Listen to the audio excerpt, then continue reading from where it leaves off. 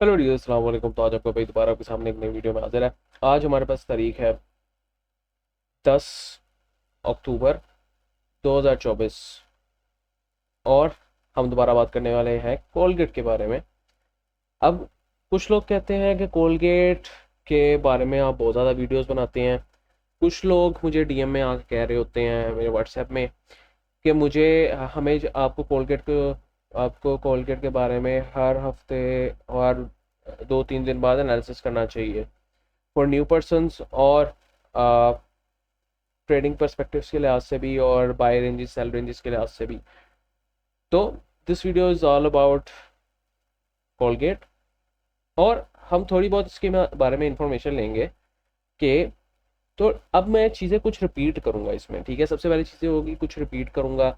इसकी कोई चीज़ें जो इम्पोर्टेंट है वो मैं आपको लोगों को बताऊँगा।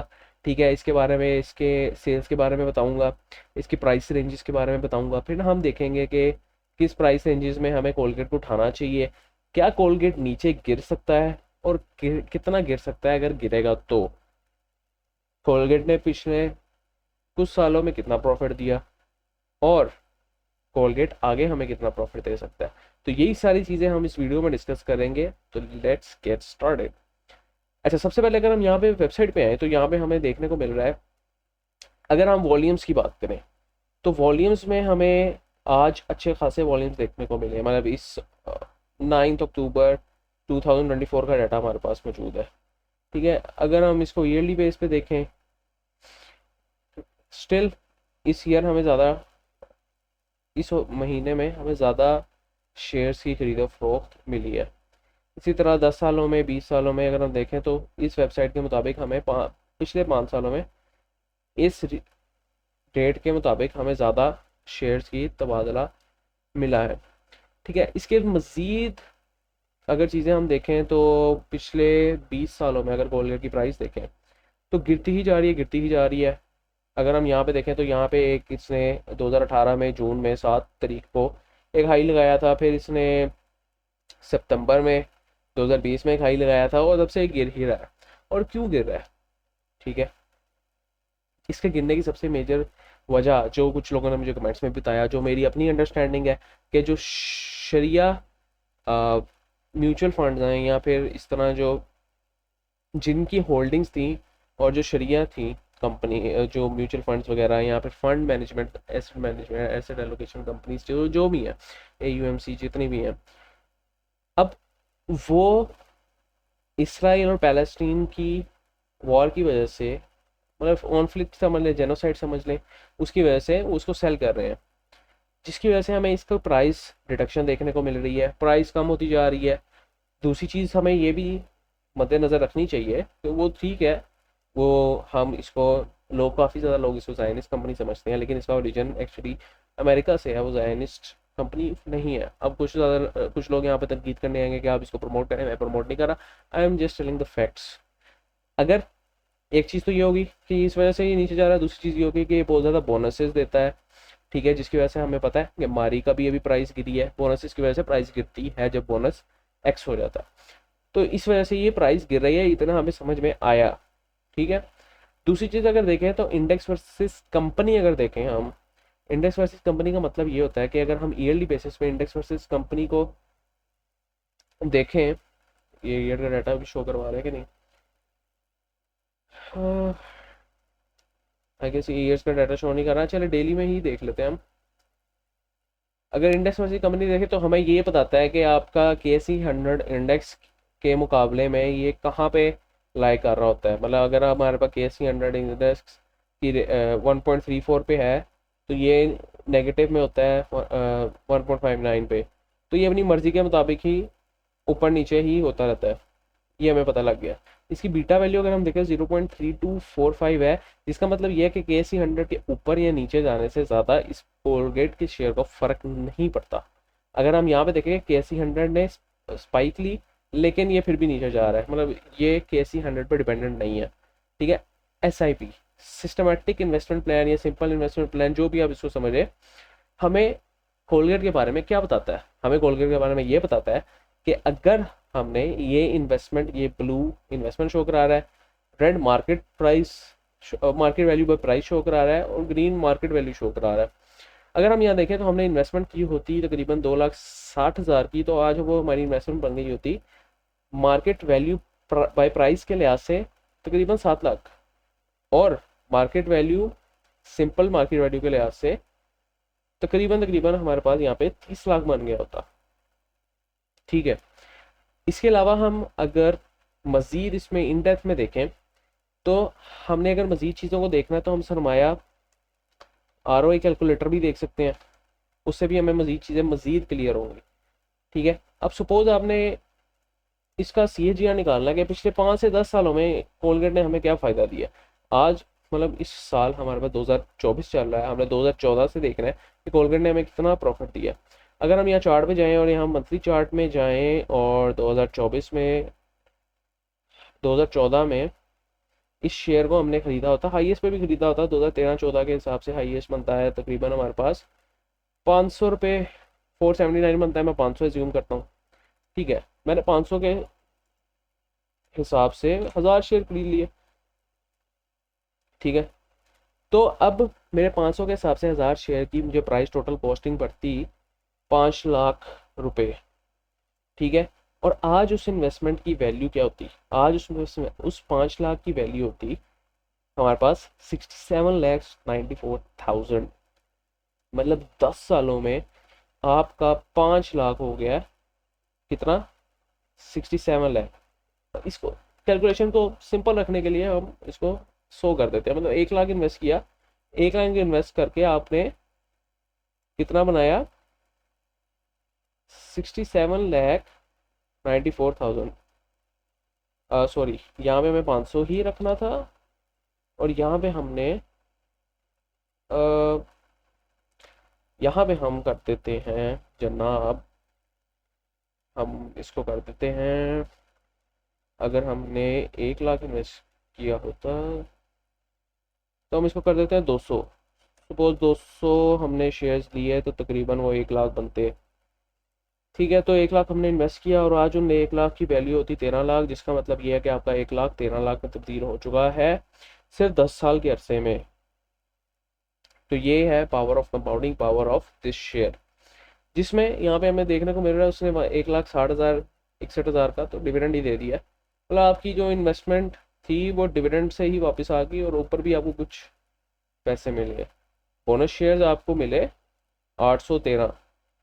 करंट प्राइस इसकी ये है, टोटल शेयर्स आपके पास अभी होते 1,013 शेयर, लेकिन आपने लिए कितने थे, 200 शेयर। तो this is called power of bonus shares. इसी तरह मारी में भी हमें देखा कि हमें 1 शेयर के बदले 8 शेयर मिले, this is power of bonus shares, क्योंकि इन द लॉन्ग रन आपके पास शेयर्स की वैल्यू ज़्यादा होती रहती है और आपके पास शेयर्स की क्वांटिटी भी ज़्यादा होती है।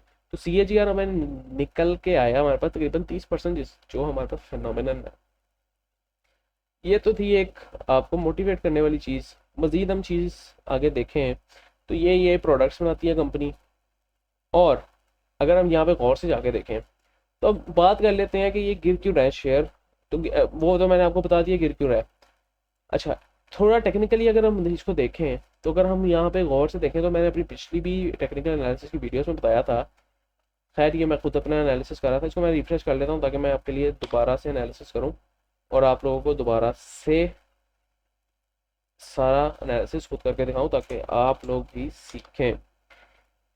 ठीक है, इसको मैंने डेली पे शिफ्ट किया। डेली पे मैंने आपको पहले भी बताया था वीडियोस में कि ये जो हमारे पास ये जो विंडो क्रिएट हुई थी, इस विंडो को फिल करने कोलगेट का शेयर आ सकता है। और अगर हम गौर से देखें तो कोलगेट के शेयर ने इतनी बड़ी विक नीचे से बनाई और इस विंडो को फिल किया और दोबारा ऊपर चला गया। तो दोबारा ऊपर जाने का मकसद क्या था, विंडो तो इतना भाई ये नीचे भी है, अगर हम गौर से देखें तो विंडो तो नीचे भी बन रही है, तो यहाँ पे क्यों नहीं आया, ये भी एक चीज़ है देखने वाली। अगर हम गौर से देखें यहाँ पर तो मज़ीद एक चीज़ हमें देखने को मिल रही है कि अगर हम यहाँ पे फिब रिट्रेसमेंट लगाएं तो हमारे पास जो जोन फिब रिट्रेसमेंट ने गोल्डन जोन मार्क किया था उससे सपोर्ट बना के ऊपर गया और अब दोबारा उससे से रेजिस्टेंस बना के नीचे आया। But in a shorter range, मतलब इन अ लॉन्गर रेंज, हम मज़ीद इसको देखें तो हमें मज़ीद पॉइंट्स क्लियर होंगे कि इसका मज़ीद क्या रेंजेस बनती हैं सपोर्ट की। अगर लॉन्गर रेंज में हम देखें तो अभी ये जहाँ पे खड़ा है तो it is the most strong support for Colgate.